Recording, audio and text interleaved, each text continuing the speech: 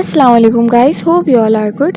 सो आज की इस जावास्क्रिप्ट के कोर्स की इस वीडियो में हम फंक्शंस की रिटर्न टाइप कवर करेंगे, यानी कि फंक्शंस में रिटर्न का क्या यूज़ है और इसका बेसिकली मकसद है क्या, इसको क्यों यूज़ किया जाता है, ऐसा क्या ज़रूरत है इसको फंक्शंस में यूज़ करने की। सो अगर जिसने फंक्शन की वीडियो नहीं देखी, उसका कॉन्सेप्ट क्लियर नहीं है फंक्शन के हवाले से, तो वो मेरी प्रीवियस वीडियो देख सकता है, देन फिर ही वो ये मेरी रिटर्न टाइप वाली वीडियो देखे, ओके, ताकि फिर तभी समझ में आएगा। सो इसी तरह की इन्फॉर्मेटिव वीडियोस के लिए मेरा चैनल सब्सक्राइब कर लें, बेल आइकन को प्रेस कर दें, देन ऑल नोटिफिकेशन ऑन कर दें, ताकि मेरी आने वाली हर न्यू वीडियो आप तक बआसानी पहुंच सके। तो चलते हैं फिर अपनी वीडियो की तरफ। तो अभी जो है मैं अपना वही पुराना फोल्डर खोलूँगी जो मैंने प्रीवियस वीडियो में जो मैंने करवाया था, उसमें वर्क हम वही वर्क खोलेंगे और उसी पे अपना रिटर्न का जो है वो इम्प्लीमेंट करेंगे, रिटर्न की टाइप का, ओके। सो इस तरह हम अपना पुराना कोड भी खोलना सीख लेंगे और अपना जो है वीडियो ज़्यादा लंबी भी नहीं होगी, और इसी में हम अपना पुराने कोड में रिटर्न की टाइप भी यूज़ करना सीख लेंगे, सही है। सो आपने डेस्कटॉप पर जाना है, ठीक है, और जाके अपना जो मेरा जो है मैंने फ़ोल्डर जो मेरा बना हुआ था वो फंक्शन 2 के नाम से था, तो मैं उसको जो है ओपन कर लूँगी, ठीक है। फंक्शन 2 के नाम से जो मेरा बना हुआ है, आपने जो भी नेम रखा होगा आपने उस नेम से खोल लेना है, ठीक है। देन फिर जैसे मैं करा रही हूँ आपने सेम वैसे ही करना है। उसके बाद मैं प्रैक्टिस में मेरा जो था पुराना कोड था, तो मैं सिंपली उसी पे क्लिक करूँगी, ठीक है। क्लिक करने के बाद तो देखिए मेरे पास ये फाइल्स बनी हुई आई हुई हैं, क्योंकि मेरा काम ऑलरेडी हुआ हुआ है, पुराना कोड हुआ हुआ है, ठीक है। तो देखिए main.js और ts की सबकी बनी हुई है, ts config भी बनी हुई है। तो सिंपली मैंने एड्रेस बार में cmd लिखना है, ठीक है। लिखने के बाद एंटर करके यहाँ पे मैं सिंपली लिख दूँगी कोड लिखना है, उसके बाद स्पेस देनी है, उसके बाद डॉट लगाना है, एंटर करना है, तो मेरा जो है विजुअल स्टूडियो कोड ओपन हो जाएगा। सिंपली आपने मतलब कोड स्पेस डॉट लिखना है और कुछ नहीं, ठीक है। तो देखिए मेरा सारा काम हो गया और यहाँ मेरी सारी फाइल्स भी आ गई साइड में, और ये पुराना कोड भी मेरा ओपन हो गया। तो ये पुराने कोड को खोलने का तरीका भी आप लोगों को समझ में आ गया होगा, ठीक है। सो अब हम चलते हैं बेसिकली रिटर्न की तरफ, कि रिटर्न है क्या, उसका यूज़ होता क्यों है। तो console.log जो है वो फंक्शन के रिज़ल्ट के बराबर नहीं होता, और फंक्शन के रिज़ल्ट के लिए हम जो है रिटर्न टाइप का यूज़ करते हैं। लाइक अगर हमें फंक्शन का रिज़ल्ट निकालना है तो हम उसके लिए रिटर्न का यूज़ करते हैं, क्योंकि कंसोल को हम सिर्फ प्रिंट करवाने के लिए यूज़ करते हैं, लेकिन फंक्शन के रिज़ल्ट को निकालने के लिए हमें जो ज़रूरत पड़ती है वो रिटर्न की ही पड़ती है, उसी को हमने यूज़ करना होता है। सो आई होप इतना तो आपको समझ में आ गया होगा, ठीक है।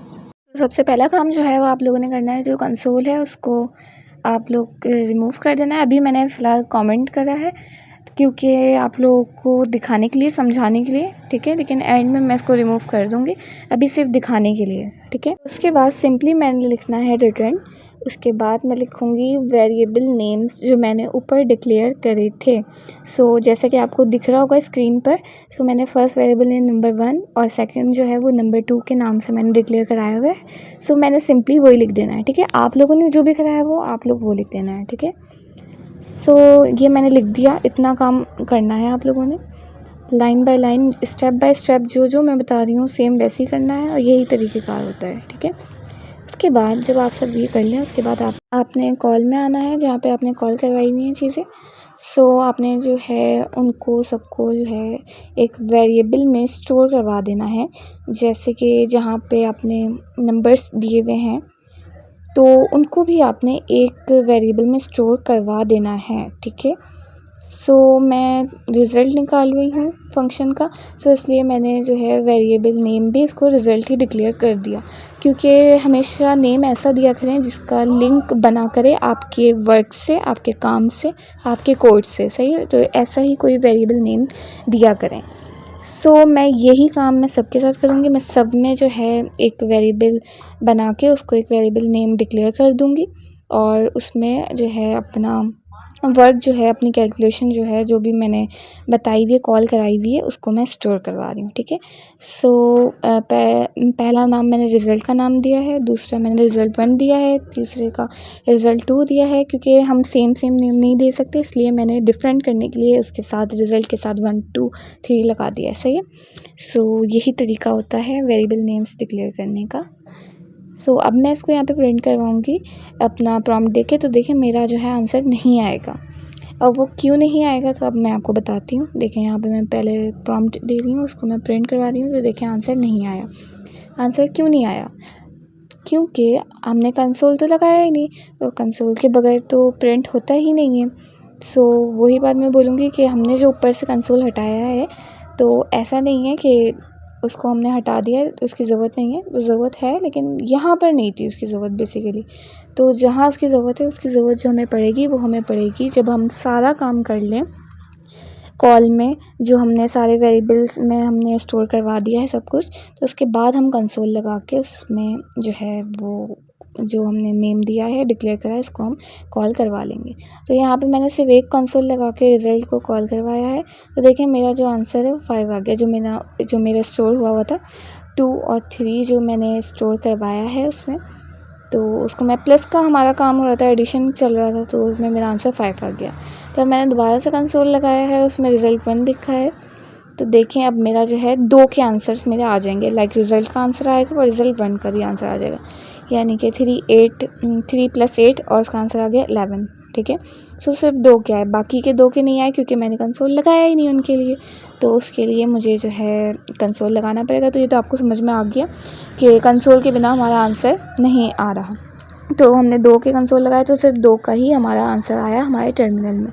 तो हम सिंपली मैं जल्दी मैं सबके लिए लगा देती हूँ कंसोल और उनको जो है कॉल करवा लूँगी उन्हीं वेरिएबल नेम से जो भी हमने उनको डिक्लेयर करे हैं। ठीक है, तो अब देखें मैं यहाँ पे टर्मिनल में अपनी कमांड दूँगी, प्रॉम्प्ट दूँगी, तो मेरे जो है चारों के चारों आंसर जो हैं वो मेरे आ गए, क्योंकि मैंने चारों कंसोल लगा दी, पहले मैंने नहीं लगाए थे तो मेरा आंसर नहीं आया था। ठीक है, तो ये चीज़ आप लोगों को समझ में आ गई। तो अब मैं जो है ऊपर जो मैंने कंसोल जो कमेंट करा था उसको मैं रिमूव कर दूँगी, डिलीट कर दूँगी, हटा दूँगी, क्योंकि उसका काम नहीं था। सिर्फ मैंने आपको दिखाने के लिए कि इसका यहाँ से हटा के हम इसका यूज़ हमने कहाँ करना है। तो अब जो है मैं आपको एक और चीज़ बताती हूँ, लाइक हमने जो भी वेरिएबल जो नेम लिखे थे रिटर्न के आगे नंबर 1 नंबर 2 उसको मैं हटा देती हूँ, और उसके बाद मैं अपने टर्मिनल में कमांड जो है प्रॉम्प्ट जो है वो दूँगी, तो मेरा जो आंसर है वो अनडिफाइंड आएगा। तो यानी कि फ़ंक्शन का जो रिज़ल्ट है वो अनडिफाइंड आ रहा है। तो इससे आपको समझ में आ रहा होगा कि रिटर्न की मदद से फ़ंक्शन का रिज़ल्ट हम निकालते हैं। ठीक है, सो इसको मैं वापस लिख देती हूँ। सिर्फ आप लोगों को समझाने के लिए मैंने इसको हटाया था, मतलब कॉन्सेप्ट क्लियर करने के लिए कि इसका जो है कितना ज़्यादा इसका यूज़ है। ठीक है, सो अगर वीडियो अच्छी लगी हो थोड़ी सी भी, सो लाइक कर दीजिएगा, और मिलते हैं फिर अपनी नेक्स्ट वीडियो में। अपना बहुत सारा ख्याल रखिएगा। इसी तरह की इन्फॉर्मेटिव वीडियो के साथ फिर मिलेंगे, तब तक के लिए अल्लाह हाफ़िज़।